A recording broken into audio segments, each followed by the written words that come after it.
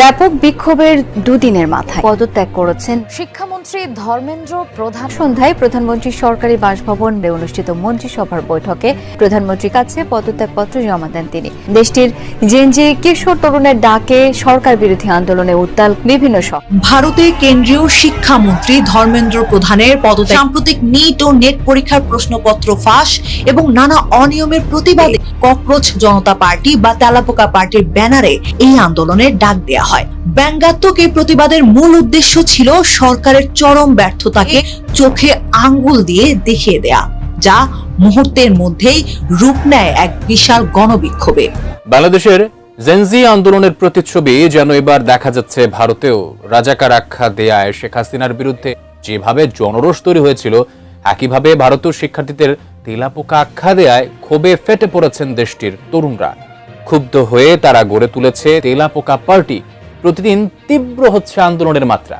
Gen Z প্রজন্মের এই আন্দোলন এখন দিল্লির মসনদ কাঁপিয়ে দিচ্ছে। सरकार ने 10 साल तक लोगों के मुंह बंद किए, उस सरकार में लोग यहाँ पर उठ के अपनी बात कर रहे हैं, पेपर लीक की बात कर रहे हैं, तो बदलाव है ये। দুদিন ধরে জমে থাকা ক্ষোভ এখন প্রকাশ্যে চলে এসেছে, আর সেই ক্ষোভই ধীরে ধীরে মোদী সরকারের জন্য নতুন রাজনৈতিক অস্বস্তি তৈরি করেছে। সামাজিক যোগাযোগ মাধ্যমে শুরু হওয়া এই প্রতিবাদ এখন বাস্তব আন্দোলনের রূপ নেওয়ায় বিষয়টি নিয়ে দেশ জুড়ে নতুন আলোচনা শুরু হয়েছে। ককরোচ জনতা পার্টির ভয়াবহ তোপের মুখে, আন্দোলনের মুখে এবার চিরতরে গদি হারাতে যাচ্ছেন ভারতের প্রধানমন্ত্রী নরেন্দ্র মোদী। কারণ ক্ষমতায় বসে দীর্ঘ বছর তিনি ক্ষমতার অপব্যবহার করেছেন এবং ভারতের শিক্ষা ব্যবস্থা নিয়ে একের পর এক দুর্নীতি, অন্যায়, অপকর্ম সহ নানান অভিযোগে অভিযুক্ত এই ভারতের প্রধানমন্ত্রী নরেন্দ্র মোদী। যে কারণেই বিক্ষুব্ধ জনতা এবার রাজপথে ঝাঁপিয়ে পড়েছেন। তাদের সকলের দাবি যে এই ভারতের প্রধানমন্ত্রী নরেন্দ্র মোদী যতদিন পর্যন্ত ক্ষমতা এবং গদি না ছাড়বেন, পদত্যাগ না করবেন, ততদিন পর্যন্ত আমাদের এই আন্দোলন, আমাদের এই কর্মসূচি অব্যাহত থাকবে। দর্শক, ভারতের কেন্দ্রীয় শিক্ষামন্ত্রী ধর্মেন্দ্র প্রধান সহ ভারতের প্রধানমন্ত্রীর বিরুদ্ধে যেই আন্দোলন শুরু হয়েছে, তাতে করে যে কোনো সময়, যে কোনো মুহূর্তে চিরতরে গদি হারাতে পারেন এই ভারতের প্রধানমন্ত্রী নরেন্দ্র মোদী এবং শিক্ষামন্ত্রী ধর্মেন্দ্র প্রধান। দর্শক, এই বিষয়ের কিছু অংশ ভিডিওর শুরুতে শিরোনামে আপনারা দেখেছেন, বিস্তারিত পুরো ভিডিও জুড়ে। তার আগে আমার একটা অনুরোধ, যারা আমার চ্যানেলে নতুন আসছেন, চ্যানেলটি সাবস্ক্রাইব করে ওয়াল ক্লিক করে বেল আইকনটি বাজিয়ে দিন। দর্শক, চলুন দেখে আসি ভারতের প্রধানমন্ত্রী নরেন্দ্র মোদী কত বড় বিপদে পড়েছেন এবং তিনি কোথায়, কিভাবে নিজেকে আত্মগোপন করেছেন, কিভাবে পালিয়ে নিজের জীবন রক্ষা করবেন, সেটা আপনারা পুরো ভিডিওটা দেখলেই বুঝতে পারবেন। ভিডিওটা অত্যন্ত গুরুত্বপূর্ণ, তাই ধৈর্য ধরে একটি লাইক এবং পুরো ভিডিওটা শেষ পর্যন্ত দেখতে থাকুন। দিল্লির যন্তর মন্তর, যেখানে বিভিন্ন সময়ে প্রতিবাদের ভাষা খুঁজে পেয়েছে অসংখ্য আন্দোলন, সেই যন্তর মন্তরই এবার সাক্ষী হলো এক অভিনব রাজনৈতিক বিস্ফোরণের। হাজার হাজার তরুণ তরুণী, তাদের মুখে তেলাপোকা বা আরশোলা ছাপ দেওয়া মাস্ক, হাতে বই, জাতীয় পতাকা আর ফুল, কণ্ঠে স্লোগান একটাই, ধর্মেন্দ্র প্রধান মাস্ট গো। ভারতের শিক্ষা ব্যবস্থা ঘিরে জমে থাকা ক্ষোভ যেন একসঙ্গে বিস্ফোরিত হলো রাজধানী দিল্লির রাজপথে। আর এই আন্দোলনের কেন্দ্রবিন্দুতে ককরোচ জনতা পার্টি, সিজেপি। তেলাপোকার নামে অনলাইনে দল খুলে সাড়া ফেলে দেন অভিজিৎ দীপকে। ভারতের প্রধান বিচারপতির এক বিতর্কিত মন্তব্যের প্রতিবাদে অল্প সময়েই সিজেপিতে যোগ দেয় কোটিরও বেশি তরুণ, যাদের একাংশ জড়ো হয় দিল্লির যন্তর মন্তরে। শনিবারের ওই বিশাল সমাবেশের রেশ কাটতে না কাটতেই রোববার আরও বিস্ফোরক বার্তা দেন সিজেপির প্রতিষ্ঠাতা। সোশ্যাল মিডিয়ায় তিনি লেখেন, যন্তর মন্তরে যা হয়েছে সেটা তো শুধু ট্রেলার, আসল সিনেমা এখনো বাকি। শুধু তাই নয়, কেন্দ্রীয় শিক্ষামন্ত্রী ধর্মেন্দ্র প্রধানের পদত্যাগের দাবিতে মোদী সরকারকে বেঁধে দিয়েছেন 7 দিনের ডেডলাইন। অভিজিতের স্পষ্ট হুঁশিয়ারি, 7 দিনের মধ্যে ব্যবস্থা না নিলে শুরু হবে আরো বড়, আরো দীর্ঘস্থায়ী আন্দোলন। অভিজিৎ দীপকের দাবি, যন্তর মন্তরের সমাবেশে অংশ নেওয়া বহু তরুণ জীবনে কখনো কোনো রাজনৈতিক আন্দোলনে যোগ দেননি। কিন্তু শিক্ষা ব্যবস্থার প্রতি হতাশা, প্রশ্ন ফাঁসের অভিযোগ এবং ভবিষ্যৎ নিয়ে অনিশ্চয়তা তাদের রাস্তায় নামতে বাধ্য করেছে। তিনি বলেন, যখন সব আরশোলা একত্রিত হয় তখন তারা কি করতে পারে সরকার তার একটা নমুনা দেখেছে। এই বক্তব্য এখন ভাইরাল। সোশ্যাল মিডিয়া জুড়ে চলছে তুমুল আলোচনা। আন্দোলনের দৃশ্যও ছিল ব্যতিক্রমী। কারো হাতে ছিল না লাঠি, ছিল না কোনো হিংসার ছবি, বরং হাজার হাজার ছাত্র যুবক মুখে তেলাপোকা মাস্ক পরে শান্তিপূর্ণভাবে বসেছিলেন যন্তর মন্তরের ময়দানে। সিজেপির দাবি, এটি শুধুই একটি রাজনৈতিক কর্মসূচি নয়, বরং দেশের শিক্ষা ব্যবস্থার বিরুদ্ধে জমে থাকা ক্ষোভের বহিঃপ্রকাশ। তবে আন্দোলনের গুরুত্ব বুঝেই প্রশাসনও ছিল চরম সতর্ক।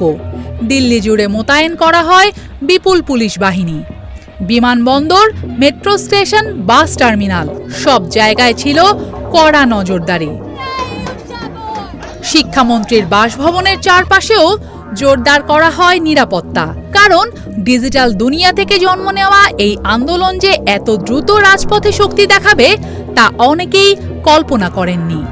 এখন সবচেয়ে বড় প্রশ্ন, সরকার কি এই 7 দিনের আলটিমেটামকে গুরুত্ব দেবে? শিক্ষামন্ত্রীর পদত্যাগ কি সত্যিই আসন্ন, নাকি শুরু হতে চলেছে আরো বড় সংঘাত?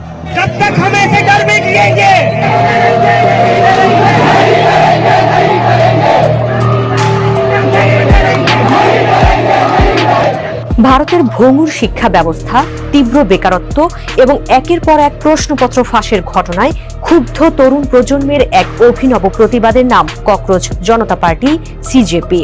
সুপ্রিম কোর্টের একটি শুনানিতে ভারতের বেকার তরুণদের পরজীবী ও ককরোচ বা তেলাপোকা হিসেবে তুলনা করার পর সামাজিক যোগাযোগ মাধ্যমে একটি ব্যঙ্গাত্মক রসিকতা হিসেবে এই আন্দোলনের সূত্রপাত। তবে দ্রুততার সঙ্গে এটি এখন পরিণত হয়েছে ভারতের তরুণ ও শিক্ষার্থীদের অধিকার আদায়ের একটি অন্যতম প্ল্যাটফর্মে। টিভিএস এক্সপ্লেইনারে চলুন জেনে নেই ককরোচ জনতা পার্টির পরবর্তী আন্দোলন কোথায় হবে, কত দ্রুত এগিয়ে যাচ্ছে এই দলটি। ককরোচ জনতা পার্টির প্রথম আনুষ্ঠানিক জনসভা ও বিক্ষোভ কর্মসূচি সম্প্রতি অনুষ্ঠিত হয় ভারতের রাজধানী দিল্লিতে। ব্যাপক পুলিশি উপস্থিতির মধ্যেও হাজার হাজার তরুণ ও বিশ্ববিদ্যালয়ের শিক্ষার্থী যোগ দেন এই কর্মসূচিতে। আন্দোলনে অংশ নেওয়া 30 বছর বয়সী রত্না সিং হাতে একটি গোলাপ এবং ভারতের সংবিধানের একটি অনুলিপি নিয়ে এসেছিলেন। তিনি ক্ষোভ প্রকাশ করে বলেন, আমরা এখানে জবাবদিহিতা চাইতে এসেছি। মানুষ দিন রাত পরিশ্রম করে যে পরীক্ষাগুলোর প্রস্তুতি নিচ্ছে সেগুলো ফাঁস হয়ে যাচ্ছে, আর দিন শেষে আমাদের জন্য কোনো চাকুরিও নেই। পুরো শিক্ষা ব্যবস্থার আমূল সংস্কার এখন সময়ের দাবি। सरकार के खिलाफ बोलेगा अगर दिमाग को डर लगता है कि मेरे बेटे को ये कहीं अंदर ना डाले। দিল্লির এই বিক্ষোভকে ককরোচ পার্টির প্রধানের দাবি ছিল ভারতের শিক্ষামন্ত্রী ধর্মেন্দ্র প্রধানের তাৎক্ষণিক পদত্যাগ। আন্দোলনের প্রতিষ্ঠাতা অভিজিৎ দীপকে সমাবেশে হুঙ্কার দেন, বলেন, সরকারের কাছে আমরা হয়তো সামান্য পোকামাকড় হতে পারি, কিন্তু আমরা বেঁচে আছি এবং নিজেদের অধিকারের জন্য লড়াই করতে সক্ষম। আমরা একটি রসিকতাকে আজ বিপ্লবে রূপান্তর করেছি। ককরোচ জনতা পার্টির ভয়াবহ আন্দোলন এবং তোপের মুখে উত্তপ্ত হয়ে উঠেছে গোটা ভারতবর্ষ। কারণ মানুষ, বিক্ষুব্ধ জনতা, তারা রাজপথে ঝাঁপিয়ে পড়েছেন যখন তাদের পিঠ ওয়ালে ঠেকে গিয়েছে। ছাত্র জনতা সহ সর্বস্তরের জনগণ তারা ইতিমধ্যে রাজপথে ঝাঁপিয়ে পড়েছেন। তাদের সকলের একটাই স্লোগান, একটাই দাবি যে এই মোদি হটাও, দেশ বাঁচাও, দেশ বাঁচাও, মোদি হটাও। কারণ দীর্ঘ বছর ক্ষমতায় থেকে ক্ষমতার অপব্যবহার করে আসছেন এই ভারতের প্রধানমন্ত্রী নরেন্দ্র মোদি। মুসলমান এবং হিন্দুদের মধ্যে দূরত্ব তৈরি করা সহ তাদের মধ্যে বিভাজন তৈরি করে একের পর এক দুর্নীতি, অন্যায়, অপকর্ম এবং তাদের বিরুদ্ধে নানান অভিযোগ, নানান ষড়যন্ত্র করেছেন নরেন্দ্র মোদি। যে কারণে নিজে একজন ভোট চুরি করে ক্ষমতায় এসে তিনি বিজেপি নেতা শুভেন্দু অধিকারীকে ভোট চুরির মাধ্যমে কিন্তু ক্ষমতায় বসিয়েছেন। এবং এই শুভেন্দু অধিকারী তিনিও কিন্তু ক্ষমতায় বসে ক্ষমতা তার হাতের নাগালে আসা মাত্রই মুসলমানদেরকে নিয়ে একের পর এক বিতর্কিত মন্তব্য এবং সিদ্ধান্ত দিয়েই আসছেন। যে কারণেই কিন্তু উত্তপ্ত হয়ে উঠেছে পুরো ভারতবর্ষ। এবং মুসলমানদের নামাজ, তাদের ইবাদত, তাদের উপাসনা নিয়ে যে ধরনের মন্তব্য করেছেন হিন্দুত্ববাদী বিজেপি নেতা শুভেন্দু অধিকারী, তা নিয়ে কিন্তু তোলপাট গোটা দেশ। এপার ওপার দুইও বাংলার মধ্যে কিন্তু একটা ভয়াবহ উত্তেজনা সৃষ্টি হয়েছে। যে কারণেই মুসলমানদেরকে টাইট দিতে গিয়ে, তাদেরকে পথে বসাতে গিয়ে এবং তাদেরকে শেষ করতে গিয়ে যে ধরনের ষড়যন্ত্র, যে ধরনের সুকৌশল, মাস্টার প্ল্যান বাস্তবায়ন করা হয়েছিল, সেই সুকৌশল এবং মাস্টার প্ল্যান বাস্তবায়ন করতে গিয়ে মুসলমানরা তো বিপদে পড়ছেই, তার চাইতে আরও বেশি বিপদে পড়েছেন খোদ হিন্দু ব্যবসায়ীরা। তারা দীর্ঘ বছর যেই আশা নিয়ে, স্বপ্ন নিয়ে তারা যে ধরনের ব্যবসা বাণিজ্য করেছেন, তাদের সেই ব্যবসা বাণিজ্যকে একেবারেই ধুলোয় মিশিয়ে দিয়েছেন এই শুভেন্দু অধিকারী। যে কারণেই এবার ভারতবর্ষের সর্বস্তরের জনগণ এবং সর্বস্তরের নেতাকর্মীরা কিন্তু রাজপথে ঝাঁপিয়ে পড়েছেন।